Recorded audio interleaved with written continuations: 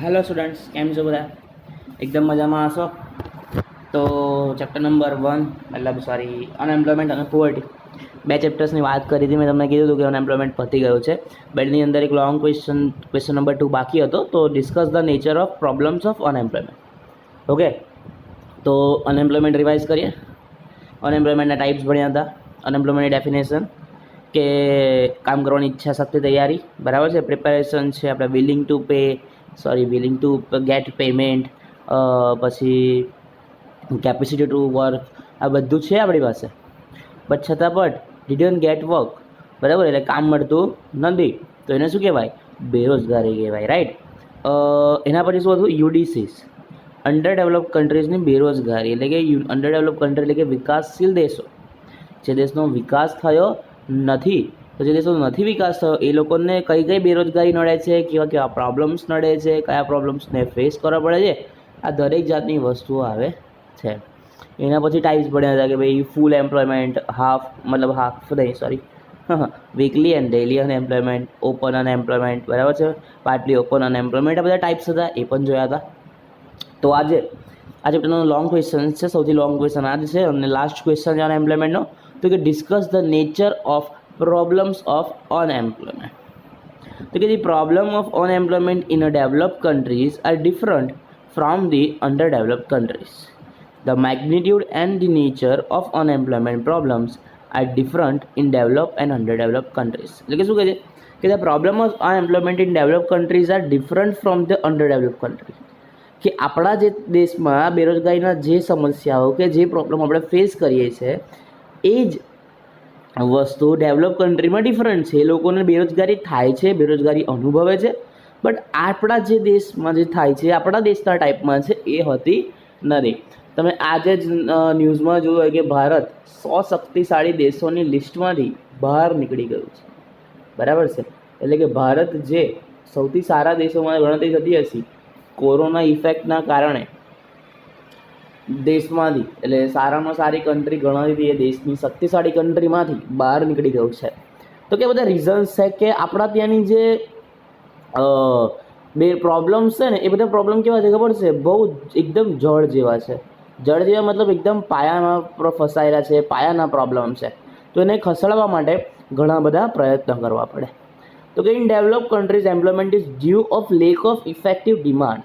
એટલે કે જે કન્ટ્રી વિકસિત થઈ ગઈ છે ને ત્યાં ડિમાન્ડ નથી ને એટલે બેરોજગારી છે. કામ છે, એ લોકો પાસે બધું જ છે, સંસાધનો બધું જ દેશ પાસે પડ્યું છે, દેશ બધી રીતે આગળ છે, બસ એ લોકો પાસે ઇફેક્ટિવ ડિમાન્ડ કે જે પ્રોડક્શનને ઇન્ક્રીઝ કરવા માટે પ્રેશર નથી કરતું, જેના લીધે શું થાય છે? ડિમાન્ડ ઓછી થાય છે અને બેરોજગારી વધે છે. In a develop countries unemployment is a temporary in nature. In developed countries there is cyclical and frictional unemployment. એટલે કે એ લોકોને ત્યાં કેવી હોય છે? તો કે ટેમ્પરરી હોય છે. થોડા સમયમાં ડિમાન્ડ જેવી ક્રિએટ થશે, જેવું માર્કેટ ઉપર જશે ને એ લોકોની બેરોજગારી પણ ઘટી જશે. અને બેરોજગારી એટલે આપણે તો બેરોજગારી એટલે શું સમજીએ કે માણસને કામ ના મળે, બટ બેરોજગારી એટલે એવું ના હોય કે માણસને જ કામ ના મળે. મશીન હોય, કેપિટલ હોય, આ બધી ઘણી બધી વસ્તુઓ છે કે જેને શું કહેવાય, જે જગ્યાએ કામ કરવું જોઈએ, કે જે જગ્યાએ એને યુઝ થવું જોઈએ, થતું ના હોય, એને પણ એમ્પ્લોયમેન્ટ કહે છે. અને એ લોકોના દેશમાં આ જ પ્રકારની વધારે અનએમ્પ્લોયમેન્ટ હોય. The cyclical unemployment explains that unemployment is related with trade cycle during the period of depression. શું કહે છે કે સાયકલિકલ એટલે ચક્રીય બેરોજગારી. એક્સપ્લેન્સ ધેટ, શું સમજાય છે કે unemployment related with trade cycle, એટલે કે અનએમ્પ્લોયમેન્ટ કોની જોડે? વેપાર ચક્ર જોડે ચક્રાયેલી છે. કે વેપારમાં તેજી તો ધંધામાં તેજી, વેપારમાં મંદી તો બેરોજગારીમાં વધારો. During the period of depression, ને મંદીના સમયમાં બેરોજગારી ઉદ્ભવે છે.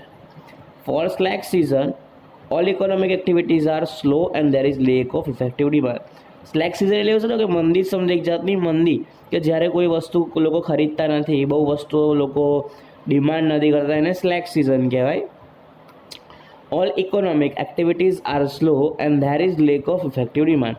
એટલે કે ઇકોનોમિક એક્ટિવિટીઝ બંધ થઈ જાય છે અને ડિમાન્ડ થતી નથી, એટલે જે વિકસિત દેશો છે એમાં બેરોજગારી ઉદ્ભવે છે. In other words, there is law purchasing power of people during depression. એટલે કે પર્ચેસિંગ પાવર લોકોનો છે ને ડિપ્રેશન મંદીના સમયમાં કેવો થઈ જાય છે? ઓછો થઈ જાય છે. but slowly and gradually economic activities are revived and again people are employed. અને ધીરે ધીરે ડેવલપ કન્ટ્રીમાં તો સારું છે કે એ લોકોને ત્યાં બેરોજગારીનો જે પ્રોબ્લેમ છે બહુ લાંબો નથી ચાલતો. જેમ જેમ ઇકોનોમી રિવાઇવ એટલે કે ફરીથી તાજી થશે એટલે એમ્પ્લોયમેન્ટ પાછું વધી જશે અને ફટાફટ ડિમાન્ડને પણ સોલિડ જે ડિમાન્ડ થયેલી છે એને પણ પૂરી કરી દેશે. Thus in a developed countries there is cyclical unemployment, એટલે ત્યાં શું છે ચક્રીય બેરોજગારી જોવા મળે છે.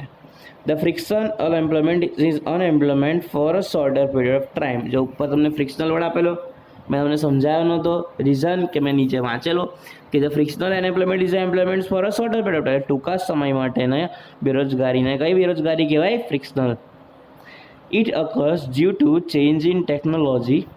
બરાબર, આ કેમ થાય છે? તો કે ટેકનોલોજીમાં ફેરફાર આવે એટલે તમને જે સમજાવ્યું હતું કે ટેકનોલોજી બદલાય એટલે થોડા સમય માટે વસ્તુઓ અને માણસો શું થઈ જાય? બેરોજગાર બની જાય. When country adopted advanced and sophisticated technology instead of traditional technology, people are unemployed because people have no knowledge of new technology. During this period, they acquire the training about modern technology and again employed. મેં તમને હમણાં સમજાવ્યું હતું આ વસ્તુ ટાઈપરાઇટરનો example આપીને કે computer પર ટ્રાન્સફર થતાં પહેલાં થોડા સમય માટે લોકોને બેરોજગાર રહેવું પડતું અને એ જે લોકો થોડા સમય માટે બેરોજગાર રહેતા એને સમય માટે રહેતા એને કહેવાય ટ્રેનિંગ સેશન, અને ટ્રેનિંગ લઈને પાછા મોડર્ન ટેકનોલોજીની ઉપર બી જતા. It is called as frictional unemployment. Thus in developed countries unemployment is from demand side, એટલે કે ડેવલપ કન્ટ્રીમાં ડિમાન્ડ સાઇડ એટલે કે ડિમાન્ડ નહીં વધતી ને એના લીધે પ્રોબ્લેમ થાય છે. The problems of unemployment are different in underdeveloped countries from developed countries. આ હતી ડેવલપ કન્ટ્રીની વાત.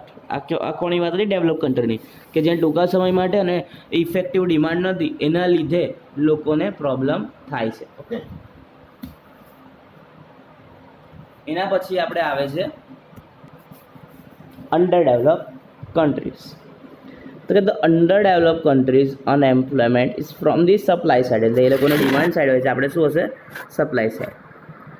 The nature and magnitude of unemployment is also different in UDC, એટલે કે અંડરડેવલપ કન્ટ્રીમાં જે બેઝ છે કે બેરોજગારીના જે લક્ષણો છે, બેરોજગારીનો જે આપણે કહેવાય ને એક જાતની એમ આપણે નહીં કહેતા કે આનું આટલું વધારે તાકાત છે, એવી રીતે એ લોકોની બેરોજગારી એટલી બધી પાવરફુલ નથી કે જે દેશને હલાવી શકે. જ્યારે આપણા દેશનું જે બેરોજગારી છે દેશનો એક સૌથી મોટો આર્થિક પ્રોબ્લેમ છે, ઇકોનોમિકલ ક્રાઇસિસ છે.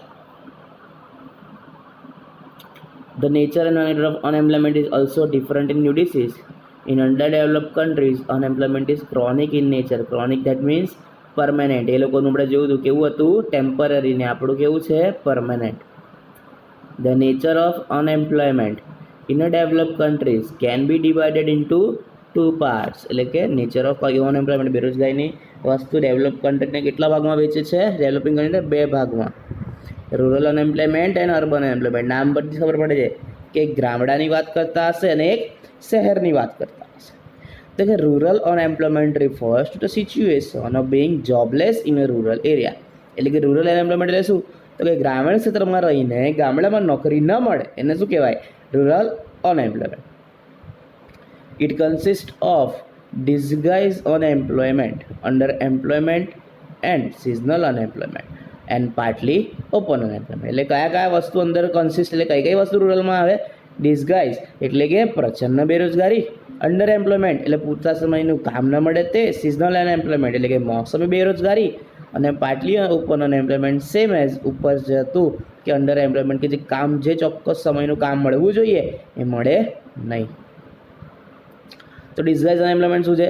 તો is found mostly in agriculture sector where more persons are working to perform a job than actually required. જેટલા માણસની જરૂર છે એના કરતાં વધારે માણસો રોકાયેલા હોય તો એને પ્રચંડ બેરોજગારી એટલે કે ડિસગાઇઝ અનએમ્પ્લોયમેન્ટ કહેવામાં આવે છે. In the agriculture sector, due to change in season, some persons become unemployed. This is the seasonal unemployment. એટલે કે અમુક સિઝન વાઇઝ પાક હોય કે ગમે તે વસ્તુ હોય એને ઉગતા સમય લાગે અને એ ઉગવાના સમયના કારણે ખેડૂતોને એ ટાઈમે નવરું બેસી રહેવું પડે. તો એ સમયને શું કહેવાય? સિઝનલ એટલે કે મોસમી બેરોજગારી તરીકે પણ ઓળખવામાં આવે છે.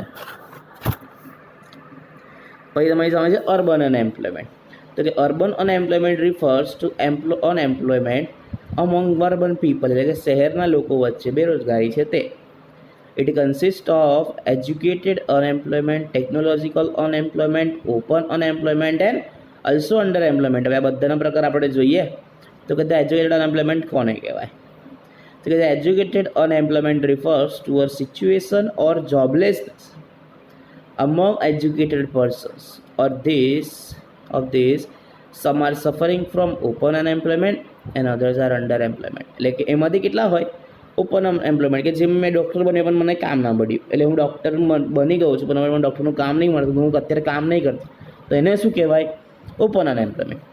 જ્યારે અંડર એમ્પ્લોયમેન્ટ, હું ડૉક્ટર હોય અને મને એવું સમજો ને કે ડૉક્ટર જેવું જે પ્રોપર કામ મળ્યું જે ના મળ્યું, મને હોસ્પિટલમાં કામ તો મળી ગયું બટ જે ડૉક્ટર કરે છે એ નહીં, જે મારું જે ફરજ છે MBBS તો મારે ટ્રીટમેન્ટ આપવાનું છે, સર્જન બનવાનું છે, એવું કશું કામ મને મળતું નથી. બટ જે એના નીચેના લેવલનું છે કે જે નોર્મલ ડૉક્ટર કે BHMS વાળા જે ઓછી ડિગ્રીવાળા કરતા હોય એ કામ મળે છે, તો હું કેવું કહેવાય? Under employment. એટલે કે મારા જે લેવલનું છે એ મને કામ મળતું નથી. Technological unemployment refers to a situation where some persons go out of job due to adoption of modern technology, that is labor saving capital equipments. એટલે કે ટેકનોલોજીકલ એટલે શું? તો કે અમુક જે ટેકનોલોજી નવી આવે એના લીધે શું થાય? એટલે બેરોજગારી બને છે, આપણે આગળ જોયેલું જ છે. તો કે અંડર એમ્પ્લોયમેન્ટ કોને કહેવાય? Is a situation under which employed people are contributing to production less than they are capable of. Sometimes people may be not good full-time job, it also called as underemployment. ઉપર જ અંડરએમ્પ્લોયમેન્ટ તમને સમજાયું કે જે મારા કામનું છે કે જે મારે કામ કરવું જોઈએ, જેના માટે હું બનેલો છું, જેના માટે હું ભણેલો છું, એ કામ મને મળતું નથી. બટ જે લેવલ ઓછું છે કે જે મારામાંથી પ્રોડક્શન બની શકે છે એ પ્રોડક્શન કંપની લેતી નથી, તો એને શું કહેવાય? અંડર એમ્પ્લોયમેન્ટ કહી શકો. Open unemployment includes all those unemployed persons who are involuntarily unemployed. This is found partly in villages and very largely in cities. It is clearly visible and can be counted. Underline કરજો, employed persons who are involuntarily unemployed એટલે કે ઈચ્છા નથી પણ એ લોકોને કામ મળતું નથી કશું, એટલે કશું જ કામ ના મળે તો એને શું કહેવાય? Open unemployment. From the above discussion of various types of unemployment, now nature of unemployment can be discussed under the following headings. એટલે કે નેચર ઓફ અનએમ્પ્લોયમેન્ટ એટલે બેરોજગારીના અમુક તથ્યો કહી શકો આપણે, એ જોઈએ. તો કે વેરી લાર્જ ડિસગાઇઝ અનએમ્પ્લોયમેન્ટ. તો the problem of unemployment is mainly problem of disguise unemployment and under employment. This is because smallness of industrial segment and largeness of agriculture segment. એટલે એગ્રીકલ્ચર સેક્ટર મોટું છે, હવે એમાં પ્રચંડ બેરોજગારી છે, એટલે ઓબ્વિયસલી શું થવાનું છે? તો કે પ્રચંડ બેરોજગારીનું જે અસર છે આપણા દેશ પર એ વધી જવાની છે. તો કે industries employ a small part of existing labor force. So in agriculture sector, larger numbers of labor share work. This created disguise unemployed. એટલે કે જ્યાં પૂરતું કામ, જેમ કે બિઝનેસ કરવાના તો પૂરતા માણસો જ લેવાના છે ને, એટલે એ લોકો કામ ના મળે તો છેલ્લે ખેતીમાં વેચી લેશે કામ. એટલે કે very large disguise unemployment. Partly open unemployment. A very small part of the Indian unemployment is open unemployment. It is so because very few workers remain unemployed throughout the year. Most of the workers accept job at one or the other time in the year in agriculture. એમાં સમજાયું? અડધું કામ મળે, અમુક સમય માટે મળે, અમુક સમય માટે ના મળે, એટલે પાર્ટલી ઓપન અનએમ્પ્લોયમેન્ટ અને પાર્ટલી ઓપન અનએમ્પ્લોયમેન્ટ. પછી છે પ્રીડોમિનન્ટલી રૂરલ. બરાબર? તો કે most of the unemployed reside in villages. In India, unemployment problems is essentially rural in character. This is because disguised unemployment is mostly found in agriculture and agriculture is the most important sector in the economy. એટલે પ્રોડોમિનન્ટલી એટલે શું? બહુ વર્ષોથી એવું સમજો ને કે આ જ અનએમ્પ્લોયમેન્ટ પાયામાં ઘૂસેલી છે કે ભાઈ લોકોને જ્યાં કામ મળવું જોઈએ, કરવું જોઈએ ત્યાં કરતા નથી. ખેતી પર ભારણ કે ભારણ. અત્યારે તમને એવું લાગે કે સર પહેલાં તો 70% લોકો 100 ખેતીમાં કરતા હતા, અત્યારે 40% છે. તો સર આવું કેમ? તો કે ભાઈ પહેલાંના 70% અને અત્યારના 40% જોવા જઈએ ને તો પહેલાંના 70% કરતાં અત્યારના 40% વધારે છે. કે 50 કરોડના 70% એટલે કેટલા થાય? તો કે 35 કરોડ લોકો થાય છે ખેતી કરતા હતા. બરાબર છે? જ્યારે 135 કરોડના 40% કેટલા થાય? તમને ગણ્યા છે તમે કોઈ દિવસ? નહીં ગણ્યા. એટલે કે 135ના 40% જે જૂના 35 હતા એના કરતાં ડબલ થઈ જશે હમણાં. બરાબર? 60 થી 65 કરોડ કે જેટલી વસ્તી પણ નહોતી એ ટાઈમે, એટલે એટલા લોકો ખેતી કરી રહ્યા છે અત્યારે. એટલે ભલે ટકાવારી પ્રમાણ ઘટી ગયું છે પણ ખેતીનું પર ભારણ કરતા માણસોનું પ્રમાણ ઘટ્યું નથી. ઓકે, તો કોઈ બી ડિફિકલ્ટી હોય લેક્ચરમાં આપણે સોલ્વ કરીએ. ઓકે, જોઈ લેજો એકવાર. Good day.